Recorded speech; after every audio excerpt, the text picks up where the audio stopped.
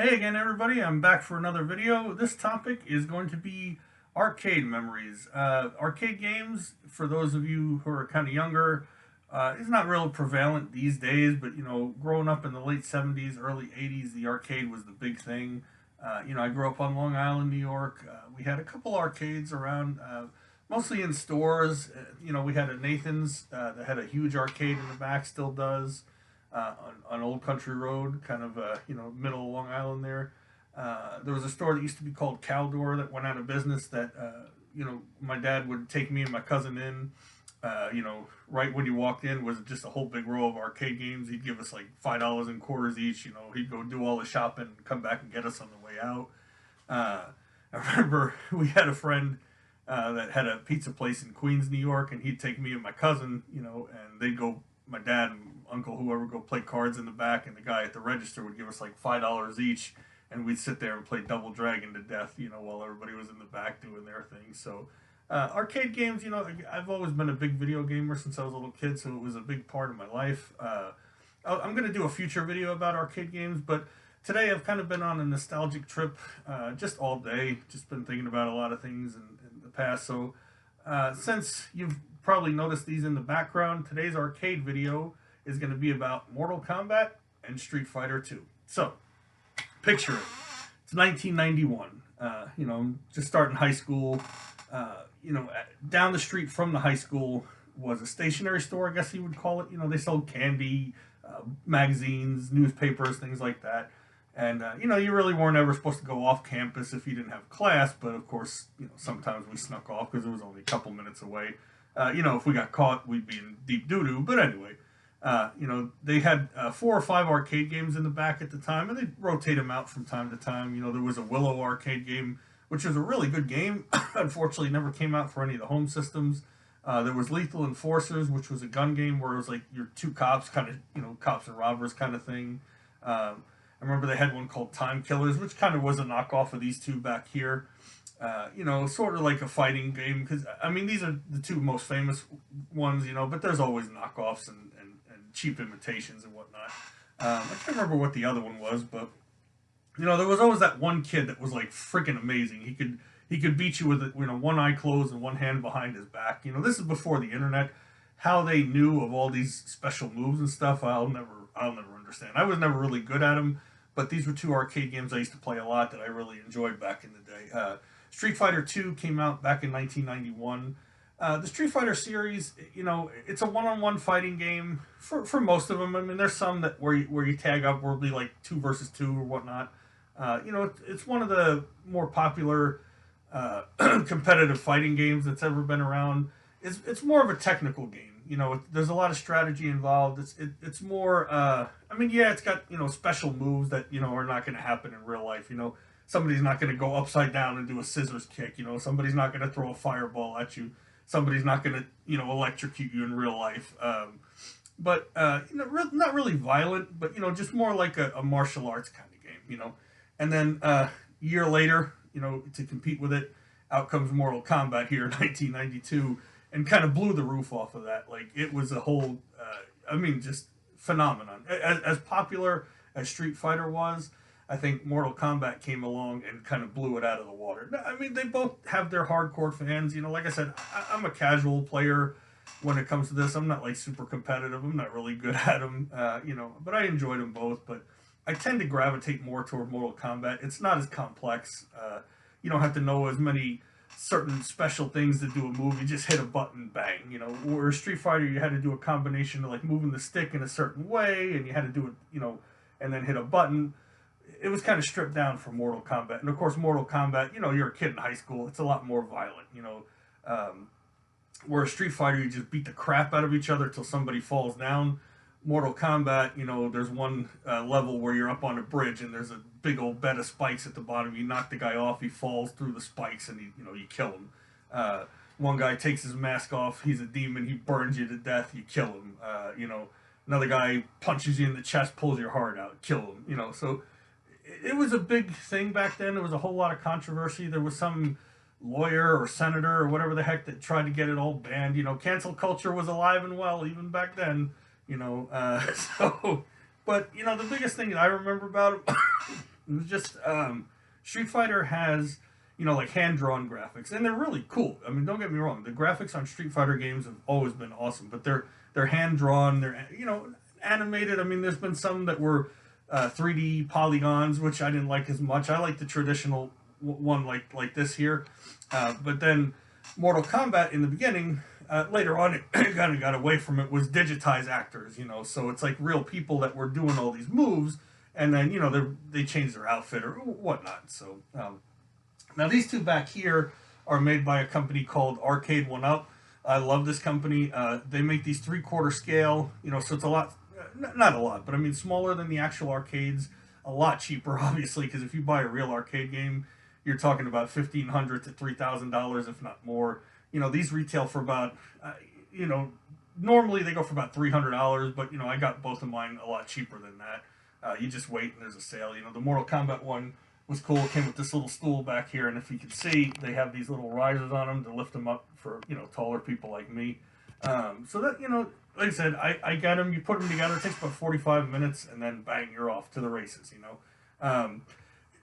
It's kind of funny though, because like they still, you would think with the home version, you know, they might tone it down a little bit, but you know, it's still programmed for the arcade, so it's like hard as hell. I mean, yeah, okay, you can just keep continuing. You know, you're not feeding it quarters. You know what I mean? But it's just still very difficult. Even, you know, when you're playing somebody else, it's kind of tough. But I was always a little bit better at Mortal Kombat. I like the ninja characters, Sub-Zero, Scorpion, Reptile.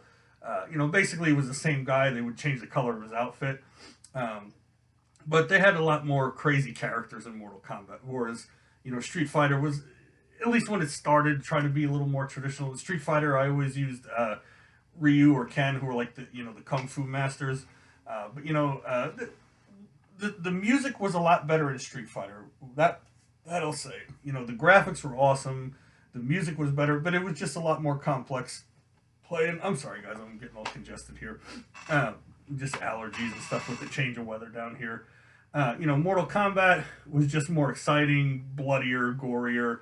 You know, you're a kid. I mean, not a kid. You know, I'm a teenager, but I mean, it's still just a little bit more exciting for me. So, you know, like I said, I loved arcade games as a kid. I keep saying kid. Well, I mean, from the time I was a kid. You know, but these came out. I was a teenager, and you know, like I said, as I got later into senior year of high school.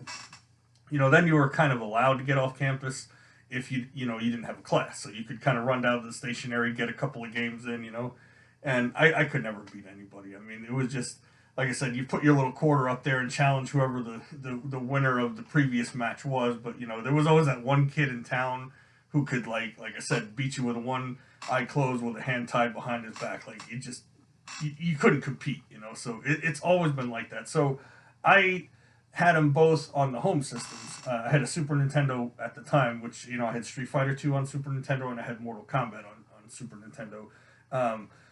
Back then, there was a lot more what we called couch co-op play, where you'd play against, you know, your friends at the house, and it was awesome. I mean, you'd beat the crap out of each other in the game. You'd talk smack, you know. Nowadays, with video games, you play online. It's like some faceless person from across the world. You don't know who the hell you're playing, you know. So it's just not. It doesn't have the same experience for me as it did whether you're playing in the arcade or playing at the home. You know, Street Fighter 2, like I said, the original Street Fighter came out, wasn't real popular, wasn't really well known. It was on 1 or 2 home systems, but then Street Fighter 2 came out, and that was like the blow up for them. You know, they had games afterward, but I really don't ever think anything eclipsed the popularity of Street Fighter 2. I mean, they had 3, they had, you know, one was called Alpha that like went back and told the origins of the characters and whatnot. I mean, like I said, they've had so many different Street Fighter games that I lose track. Mortal Kombat had the original Mortal Kombat, you know, Mortal Kombat 2, which is my personal favorite of all of them. You know, Mortal Kombat 3, all of those are included, on, you know, here on this one here. You know, then they had like an ultimate version of Mortal Kombat 3. Later on, they did the trilogy, which is a game I had on the I either had it on the first PlayStation or the Sega Saturn. I think I had it on PlayStation, where it was like all 3 games in one, all the characters in one, all the hidden stuff in one. So that was like one of my favorite PlayStation games from the original PlayStation. But you know, nothing quite beats the arcade experience, even though you kind of stink at it. I mean, there's just something about being in an arcade. Kids nowadays, I don't really think because I just don't think there's arcades around. There might be, look, there might be a few here and there. There might be like an arcade game in a comic book store or like a video game store, not like GameStop, like a mom and pop place. But I grew up in that era, and I'm thankful for that, because I mean that was just an experience. You'd go to the mall, you'd go to the store, and it was just cool because they had all these different games. I mean, arcade's one of the kind of the lost treasures of the modern digital age. Like I said, I might do one more arcade video in the future, kind of talking about the ones I used to play, but these two were kind of always my not my necessarily my favorite games, but the ones I enjoyed playing the most. I'd say probably my all-time favorite arcade games were like the original Pac-Man or Miss Pac-Man. Time Pilot was one I really liked, but there's just something special about these. Maybe it was just like the time in my life that they came along. Maybe it was just I had a little pent up rage or something because of the stuff I had been going through. Whatever it was, I'm not big on fighting games per se. The games I usually like to play are more like adventure, side-scrolling, Super Mario Brothers, Metroid, things like that. But there's just something special about beating the crap out of your friends with this one. Like I said, I got a little bit better as I got older, but then I moved away from the arcades and I moved into the home video games, just because the whole arcade scene kind of started to go away after the late '80s. I mean, it was there a little bit through the '90s, and then it just kind of fizzled out. Like I said, you might find them. I don't know. It's just not like it was. Growing up on Long Island, I remember there was an arcade place you could rent out for like birthday parties, which I went to that a couple of times growing up, which was really cool.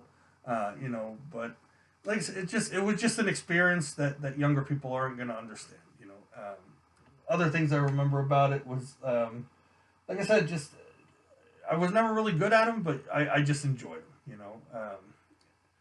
Everybody's got their vices, and video games have always been one of mine. They've been a good release for stress or to take your mind off of stuff. And like I said, today I was just kind of in a nostalgic mood, just talking about a lot about the past, thinking a lot about the past. I was trying to think of something to make a little short video, because this is actually my 24th video, even though they haven't all really been in this series. Like overall, this is number 24. I want to do something special for number 25. So I'm kind of debating what I wanted to talk about with that one. But I figured let me just knock one out. I got a few minutes here on a Sunday night. Not much else going on. So that's basically it. Like I said, I just wanted to talk about Mortal Kombat and Street Fighter, two of my all-time favorite arcade games. If you guys have any arcade games you really like, let me know down in the comments section. I'd love to hear from you. If you enjoy this video, like it, subscribe to my channel, hit the little notification bell so if I post something new, it'll tell you all about it. And we will see you guys in the next video.